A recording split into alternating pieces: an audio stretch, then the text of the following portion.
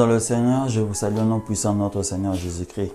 Nous voici encore une fois dans notre émission Vie en Christ. Nous allons continuer dans notre émission, dans cette lancée que nous avions commencé la semaine passée par rapport à ce sujet qui est très délicat. Oui, j'appelle cela un sujet délicat parce que je ne préfère pas me tromper dans cet enseignement-là.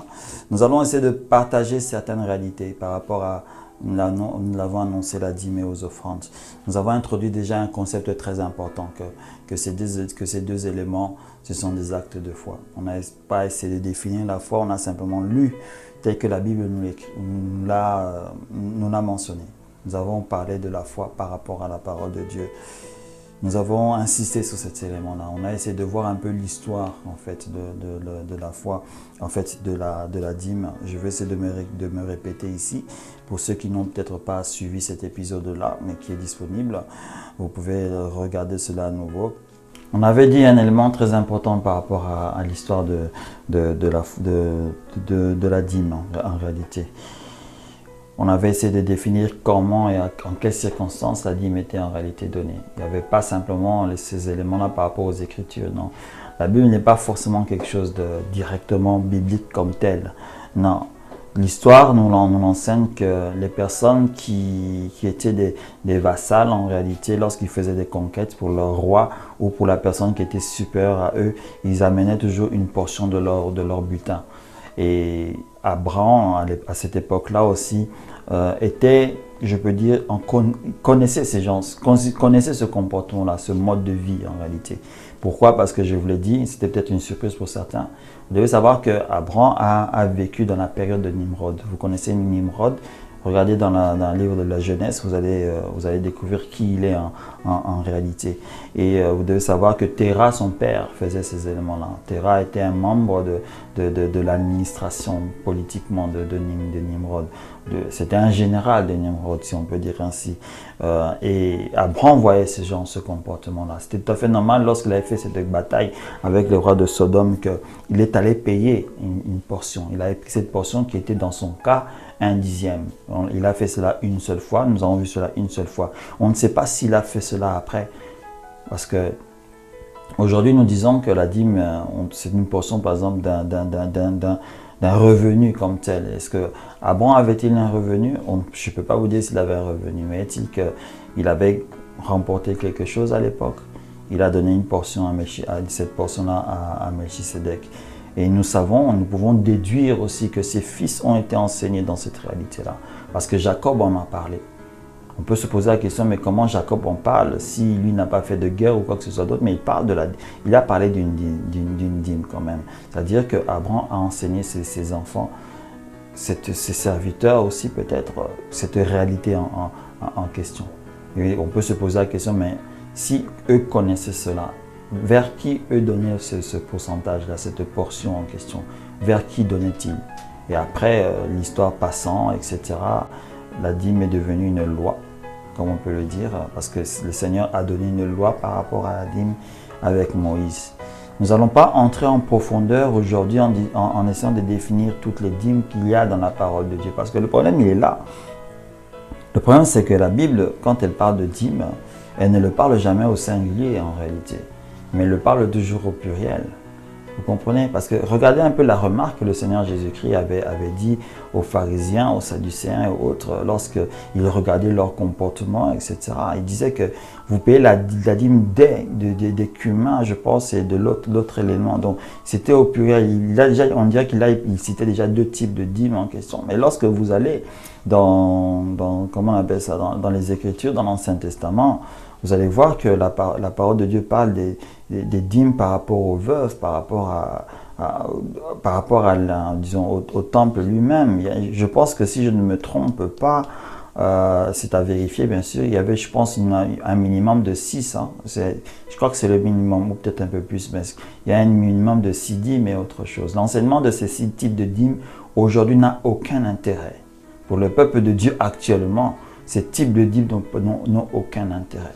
Souvent, lorsque maintenant on parle de la dîme, entrons dans ce débat-là, dans ce texte-là, en fait, on cite souvent le livre de Malachie, en réalité, où le Seigneur invite à porter vos, au pluriel, vos dîmes et vos aux offrandes. Parce que vous savez, il y avait aussi plusieurs types d'offrandes en tant que telles. Il n'y en avait pas un seul type d'offrande, vous savez. Il y en avait plusieurs offrandes. Et là encore, on ne parle même pas des holocaustes. Parce qu'aujourd'hui, les holocaustes, on les a mis de côté. Vous comprenez? Parce que les holocauste, c'est quoi? Ne pensez pas à la fameuse, entre parenthèses, holocauste qu'il y a eu pendant la Seconde Guerre mondiale. Ça, c'est un autre type de débat. Mais un holocauste, à l'époque, la définition, c'était lorsque vous amenez vos bœufs, vos brebis et autres, vous allez le brûler sur l'autel. Ça, c'était des holocaustes, etc.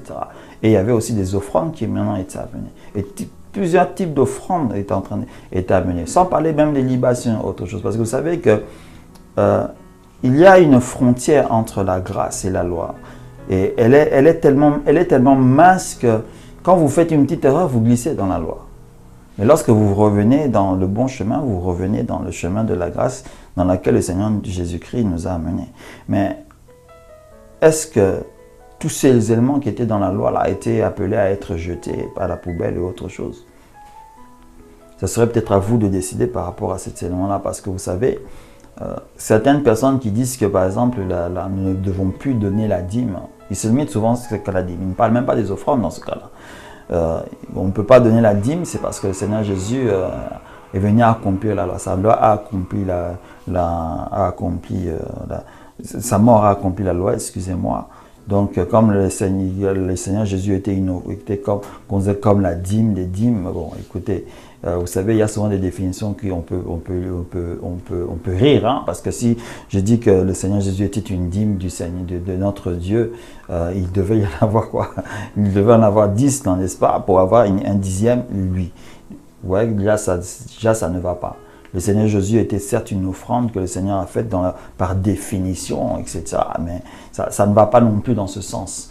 Le Seigneur Jésus était venu en sacrifice d'abord, vous comprenez?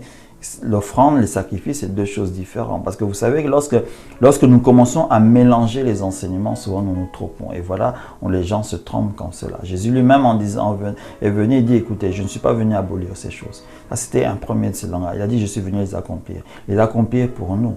Vous comprenez? Mais, écoutez, nous avons les commandements, n'est-ce pas, qui sont des lois. Pourquoi nous ne volons pas? Pourquoi nous ne devons pas tomber dans l'adultère? Pourquoi ces 10 commandements sont d'une certaine manière obéis? Et en plus de cela, on en avait parlé, le Seigneur Jésus les a rassemblés en un seul qui est l'amour. Parce que lorsqu'on a l'amour, toutes ces choses on les accomplit. Et pourtant, ces 10 commandements ne sont qu'une partie de ces centaines et de ces milliers. C'est-à-dire que même l'amour en question que Jésus nous a dit d'avoir, de posséder, ne rassemble pas simplement les 10 en question, mais il rassemble la totalité de ces commandements-là. Parce que lorsque tu obéis, quand tu es dans l'amour, le Seigneur Jésus dit que tu accomplis la loi. Vous comprenez? Il a dit que tu n'accomplis pas les 10 commandements, mais tu accomplis la loi. Celle qui est cette totalité de ce que le Seigneur a en fait déclaré, demandé, commandé. Tu es en train d'accomplir cela en restant dans l'amour. Vous comprenez? Mais quand tu restes dans l'amour et tu accomplis ces éléments, ça veut dire qu'il y a des actes posés indirectement qui font que tu accomplis cela. C'est-à-dire que je ne vais pas faire commettre l'adultère, je ne commets pas l'adultère. C'est-à-dire que je pose l'acte de ne pas commettre. Je ne vole pas, je pose l'acte de ne pas voler. L'acte de ne pas voler, c'est-à-dire de ne pas aller me mettre dans une position où je veux voler et autre chose. Vous comprenez?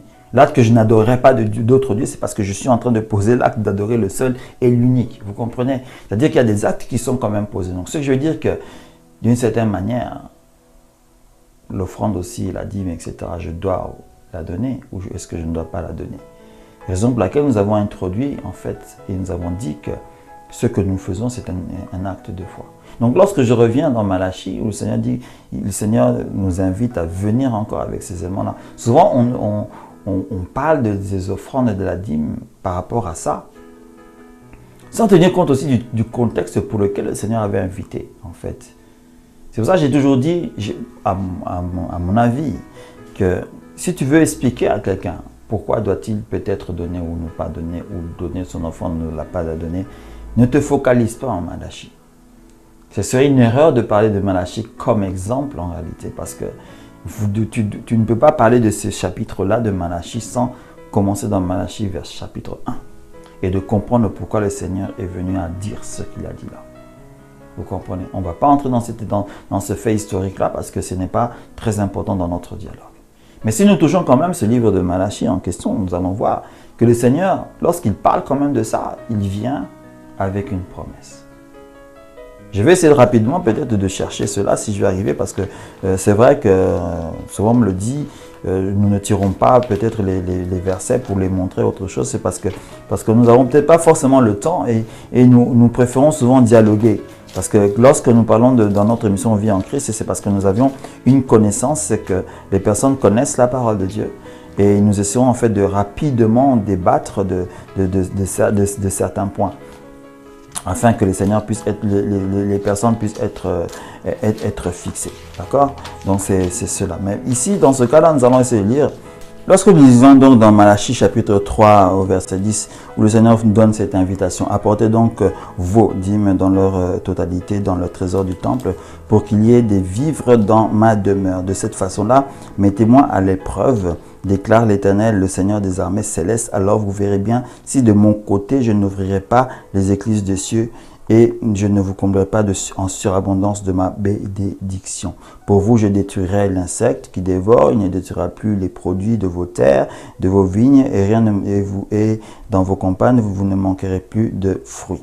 Ouais, donc déjà, si vous lisez cet élément-là, le Seigneur donne avec une promesse. Lorsqu'il avait invité le peuple de Dieu à mener en fait sa dîme et ses offrandes, etc. Il faut savoir qu'à cette époque-là, il y avait une sécheresse. Souvent, on l'ignore. Mais il y avait une sécheresse, il y avait un problème, déjà il y avait un problème social, il y avait des problèmes économiques, Seigneur. Le Seigneur est venu, si on parle rapidement de cette histoire-là dans Malachie, il est venu et il a commencé à parler au peuple. Il a dit, la conséquence de ce que vous êtes en train de vivre, c'est la manière dont vous êtes en train de vous comporter. Et le Seigneur a dit tant de choses. Il a réprimé à partir des prêtres eux-mêmes, en réalité à partir des sacrificateurs, je veux dire. Il a réprimé à partir des sacrificateurs lui-même jusqu'au plus petit peuple. Et à la fin, parce que vous devez savoir, notre Seigneur est toujours un Dieu miséricordieux. Il leur donne une solution. Amenez vos dîmes, vos offrandes, etc. Vous allez voir. Je veux menacer tous ces éléments-là qui créent les sécheresses, qui viennent manger vos fruits, etc. Et vous aurez de la nourriture en abondance. Vous allez voir, le ciel, il va redonner de l'eau, tout un tas d'histoires. La pluie sera là. C'est comme ça que vous allez irriguer vos champs, tout un tas d'histoires. Il y avait donc une promesse, etc. Et aujourd'hui, nous utilisons cela pour dire que si quelqu'un donne sa dîme, il va être béni du Seigneur comme tel. Ok, ce n'est pas mal de le dire d'une certaine manière, mais moi j'insiste toujours, tu parles de ça comme ça. Avant de parler de cette réalité-là, parle à la personne ou instruis-le de ce qui s'était passé avant que le Seigneur puisse le dire. Nous devons nous mettre dans la peau de la réalité aussi, vous comprenez. Pour que quand on dit dans la réalité que la parole doit se faire chair en nous, nous devons nous mettre dans la réalité de ce qui se passe pour essayer de comprendre ce que la parole dit. Mais maintenant, regardez ce qui va se passer. Regardez ce qui se fait en réalité, ou quelle est la voie que nous devions en fait prendre.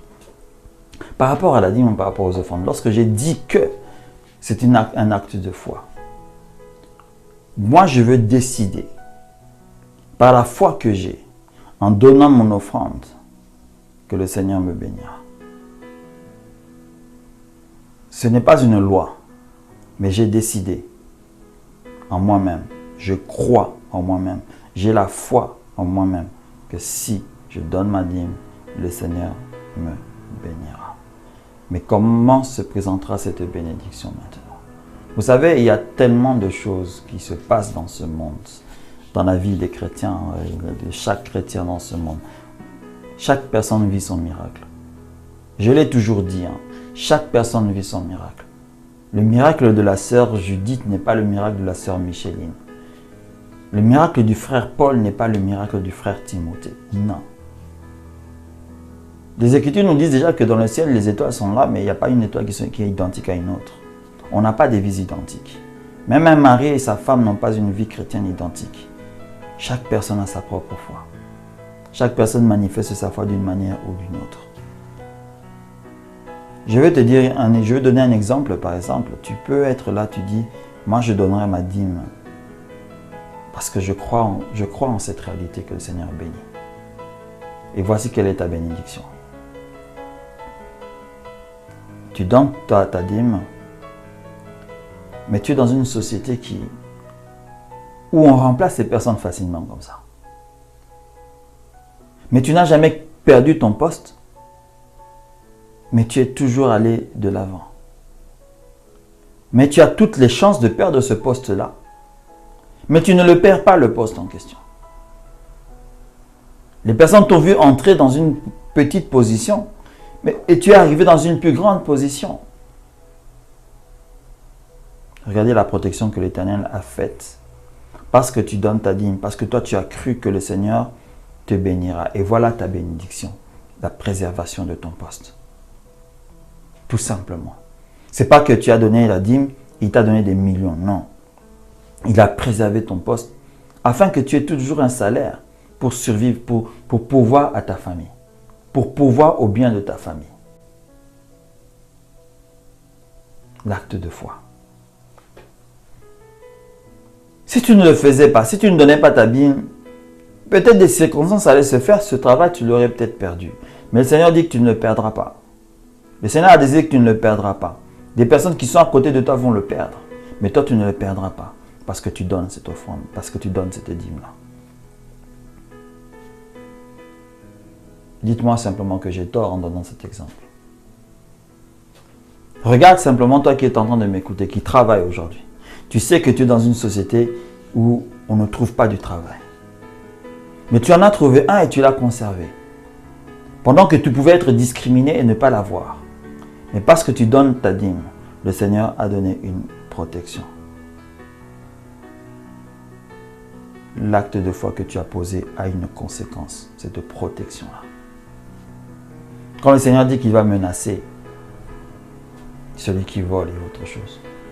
Dans ton cas, ce n'est pas parce que tu ne plantes pas du blé, tu ne plantes pas ces ordres d'éléments. Même si à l'époque, la dîme, en réalité, à l'époque de Moïse, quand on lit ces éléments-là, c'est vrai que dans certains cas, il avait dit, si vous n'avez pas, si je pense quand la distance était trop longue, tu peux vendre en monnaie, après tu vas racheter. Ça, c'est une autre histoire. Mais en la règle générale, ceux qui donnaient la dîme, c'est parce que déjà, tout le peuple, en réalité, était presque des peuples de cultivateurs et de bergers. Entre parenthèses, mais c'était, on peut dire, plus de 80%, 90%, c'était ça en réalité. Quand quelqu'un était riche, prenez seulement l'exemple de Job, même si ce n'était pas à l'époque de Moïse, mais prenez l'exemple de Job. La richesse de Job, c'était quoi? C'était de la bergerie. À part ces chameaux qui pouvaient être comme des éléments de transport et autre chose, mais c'était de la bergerie. Une personne qui était riche avait soit une vigne, soit des animaux, soit des champs. C'était de l'agriculture. On pense que tout le peuple était des peuples d'agriculteurs d'une certaine manière ou d'une autre. Donc c'était normal que des personnes amenaient 10 sacs de blé, je vais en amener un. Du maïs, je ne sais pas quoi, là, il va amener une certaine portion. Le vin autre, il a fait 10 cuves ce jour-là, il en amène 10, il en amène une. Donc vous voyez, c'était ça la réalité. Ce n'était pas les billets de banque qu'on a aujourd'hui. Mais aujourd'hui, écoutez, je ne plante pas du blé. Je n'ai pas de champ. Tu n'as pas un parterre, je ne sais pas de quoi. Parce que sache-le que si tu avais un parterre de terrain et que tu produisais un producteur de blé, écoute-moi, je te le dis, je dis la vérité. Si tu étais un agriculteur et que tu as fait 100 000 tonnes, prends le 10 000 tonnes, va le donner à l'église. Toi, tu crois que tu aurais mal fait. C'est ta foi, n'est-ce pas? C'est ton acte de foi. Il n'y a pas à condamner. Où est la règle? Qui est en train de faire une règle ici? Qui est en train de... La Bible n'a pas donné de règle. Elle a dit, donne-le un dixième si tu veux. C'est ton acte de foi. Aujourd'hui, nous sommes dans le temps de la grâce et un temps où nous posons des actes de foi. Les Moïse et autres, si on en a parlé, si on parle de foi avec eux, ils l'ont fait sans pour autant savoir, sans pour autant définir que c'était la foi. Mais nous, en lisant les Écritures, on remarque que c'était ça. Mais la foi est apparue clairement comme ça dans le Nouveau Testament, lorsque l'apôtre Paul a commencé à définir ces éléments-là dans le temps de grâce. Et on sait que c'est la foi de la foi. J'étais donc un producteur de vin, écoutez, ou de cerises, je ne sais pas quoi, je vais amener le dixième, si je veux. Si je dis, amenez tout ça à l'église, bon, ok, je transforme ça, que ce soit de l'argent. Vendez ça, cet argent-là, donnez cela à l'église. J'ai fait le choix de le faire. J'ai fait le choix de le faire. N'allez pas à condamner une personne disant que non, toi tu es en train d'obéir à la loi, tu es en train de sortir des vérités de Christ et autre chose. Tu iras. Vous savez, on a entendu tant d'éléments. On entend même des éléments aujourd'hui qui disent que si tu ne payes pas la dîme, il y a des soi-disant personnes qui, entre parenthèses, ont eu certaines révélations du Seigneur où ils sont allés au ciel, comme on dit toujours, etc. Et avec des vérités disant que non, c'est le diable qui vous empêchera de donner la dîme, parce qu'ils savent que si tu ne le donnes pas, tu vas aller en enfer. Où est-ce que c'est écrit? Où est-ce que la parole de Dieu définit que tu ne donnes pas ton offrande, tu ne donnes pas ta dîme? Tu iras en enfer. Regardez seulement, le peuple dans ma Chine n'était pas en train de mourir, ils étaient en train de vivre des difficultés. Donc ça veut dire que quand tu ne donnes pas l'offrande ou la dîme, tu peux aussi vivre des difficultés. Et que cet acte de foi en question que tu peux poser peut te libérer de ces difficultés-là. Tout simplement. Ce n'est pas que si tu ne les donnes pas, que le Seigneur t'a condamné et t'a rayé du livre de la vie. Tu es dans le livre de la vie parce que tu as cru en Jésus. Qu'est-ce que ça a à voir avec la dîme et les offrandes? Si toi, mon frère, tu donnes ce genre de langage-là, je suis désolé, cesse, stop. Ne donne pas ce mensonge, ne dis pas ce mensonge-là. Tu sers l'ennemi en disant ça. Quelqu'un n'ira pas en enfer parce qu'il ne paye pas son offrande ou sa dîme. Mais il peut vivre certains éléments, que sa vie peut être un peu compliquée parce qu'il ne le fait pas. Mais attention aussi. Que ce que je suis en train de dire ne soit pas une dogme. Je ne dis pas que si ta vie est difficile et compliquée, c'est parce que tu ne payes pas ta dîme et tes offrandes. Non. Il y a des gens qui payent leur dîme et les offrandes, mais ils ont des vies compliquées. La personne qui est en train de donner cet acte, de poser cet acte de foi, recherche son propre miracle. Il sait pourquoi. C'est-à-dire qu'on doit être conscient pourquoi. Je dois être conscient pourquoi je donne ma dîme. Le problème, il est là. Dans Malachie, le Seigneur leur a donné une conscience. Si vous donnez ça, je vous protégerai. Je vais ouvrir les écluses des cieux. Il y aura la pluie. Je vais interdire les sauterelles, les hôtes de venir manger. Ils savaient bien que leur but, lorsque le Seigneur a révélé ça dans Malachie, que c'était ça. Mais toi, maintenant qui es en train de m'écouter, je peux simplement te dire une seule chose. En posant cet acte de foi, donne-toi un but. Souvenez-vous, lorsque nous avons commencé cette émission avec l'enseignement sur la bénédiction, nous avons dit un élément qui est important, c'est que les actes que nous posons doivent avoir des buts en réalité, lorsque nous recherchons notre bénédiction. Dans ce cas-là, quand tu donnes ta dîme, donne-toi un but. Je dis, Seigneur, c'est parce que je t'ai donné ça. Je veux que tu fasses ceci pour moi. Je ne sais pas si on est en train de se comprendre en fait, parce que je n'ai pas pris ce concept comme on l'a écouté. L'enseignement peut vous paraître un peu différent, mais je ne vous suis pas en train de vous détourner d'une certaine réalité. Moi, je suis pleinement d'accord, je suis pleinement, comment je peux dire, je suis pleinement pour une personne de la donner. Je peux même dire à quelqu'un, à un frère qui ne le donne pas, je le supplierai. Mais chaque fois que j'ai dit à quelqu'un ça, chaque fois que j'ai expliqué cela à une personne, je lui ai dit, fais cela, mais aie un but lorsque tu donnes ta dîme. Si tu n'as pas de but par rapport à ta dîme et par rapport à ton offrande, ressaisis-toi d'abord, d'accord? Cherche un but pour cela. Parce que le Seigneur ne fait pas les choses en vain. Chaque élément que le Seigneur a posé, chaque acte que le Seigneur a posé avec nous, il ne l'a pas fait en vain. Il a cherché un but. Il a cherché à ce que quelque chose apparaisse. Et il veut que nous puissions être comme ça. Vous comprenez? Il y a une notion ou un enseignement dans les Écritures qui nous disent clairement que, vous savez, nous devons espérer quelque chose. Lorsque nous venons au Seigneur, nous devons espérer que c'est le rémunérateur. Vous comprenez? C'est-à-dire qu'il veut que tu aies une position d'attente pour recevoir. Il veut que tu puisses être comme un vase ouvert pour qu'il puisse déverser quelque chose. Donc lorsque tu vas et que tu donnes ton offrande, tu donnes ta dîme, sois dans cette position-là. Attends quelque chose du Seigneur. Ne la donne pas parce que c'est un devoir. Parce qu'il le faut. Tu n'auras absolument rien. Je te le dis et je dis la vérité. Tu n'auras absolument rien si c'est juste un devoir que tu es en train de remplir. Le Seigneur n'a pas besoin de ce devoir-là.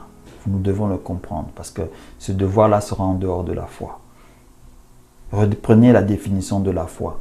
Une foi est une ferme assurance de quelque chose que l'on espère. tu dois en toi-même sentir que tu attends quelque chose. Je donne la dîme en attendant de recevoir quelque chose, en attendant quelque chose du Seigneur. C'est un peu bizarre parce que j'aurais voulu parler de cela en parlant de ce qu'on appelle aujourd'hui des sacrifices en réalité, mais ça n'a absolument pas de lien direct, c'est peut-être presque identique, mais vous devez comprendre une chose, hein, c'est que il n'y a pas de la sorcellerie avec le Seigneur, il n'y a pas de choses occultes avec lui, comme on peut dire, c'est le meilleur mot, c'est ça. Le Seigneur n'est pas occulte, le Seigneur c'est la lumière, vous comprenez, il est clair, il dit la vérité. Et il est allé dire la vérité à ces gars-là dans Malachie, à ce peuple-là qui avait fait tant d'éléments. Lisez Malachie, moi je vous inviterai, on n'a pas le temps de lire. Ne te focalise pas simplement au chapitre 3 en question. Mais va lire Malachie, va comprendre pourquoi le Seigneur est allé leur parler de cette manière-là. Et voir pourquoi le Seigneur a demandé d'agir ainsi. Je ne dis pas que tu es en train de faire du mal, que tu poses du mal et tout un tas d'histoires. Non, non, non. C'est juste pour t'inviter à comprendre ce que le Seigneur a voulu mettre en eux, afin qu'il y ait maintenant une nouvelle espérance lorsqu'ils vont poser cet acte-là. Parce que vous devez savoir que entre Malachie et quand Moïse a commencé à écrire la loi en question, les offrandes en question quand ils venaient avec, la dîme quand ils venaient, c'était un simple devoir. Ils avaient cela en tête comme une obligation. Vous voyez, c'était ça la loi. La loi c'est comme un policier avec une arme, vous comprenez, elle t'oblige. Et là, dans Malachie, le Seigneur a cassé ça là dans Malachie. C'est dans Malachie qu'il a stoppé cette obligation-là. Il a voulu que l'acte posé soit un acte d'espérance. C'est une des raisons, et je vous le dis aujourd'hui, que lorsque cela a été écrit dans Malachie, après Malachie et le Nouveau Testament, il y a plus de 4 siècles si je ne me trompe pas. Le Seigneur est entré dans un silence. Le Seigneur leur a donné peut-être 4 siècles de réflexion, entre parenthèses, pour que les gens puissent un peu comprendre un peu ce qu'ils sont. Mais heureusement, ils n'ont pas vraiment compris. C'est la raison pour laquelle, en réalité, la notion des dons, la notion des offrandes volontaires sont venues avec l'apôtre Paul. Ce que je suis en train de vous expliquer est un mystère. Ces éléments-là sont venus avec l'apôtre Paul pour qu'il puisse leur ouvrir les yeux par rapport à ce que le Seigneur attendait. Sans pour autant détruire cela. Sans pour autant détruire cela. Si vous ne voyez pas forcément ces éléments dans le Nouveau Testament par rapport à la dîme et par rapport aux offrandes, c'est parce que, croyez-vous qu'il y avait encore des sacrificateurs au temps de Paul et autres pour que le peuple aille encore amener leurs offrandes ou leurs dîmes? Il n'y en avait pas. C'est la raison qu'on n'en parle pas. Que vous soyez bénis. Je veux m'arrêter là parce que le temps est allé en avant. On a dépassé même le délai. Donc, on va se revoir la semaine prochaine. On va essayer d'entrer encore en profondeur par rapport à cette réalité. Un acte de foi.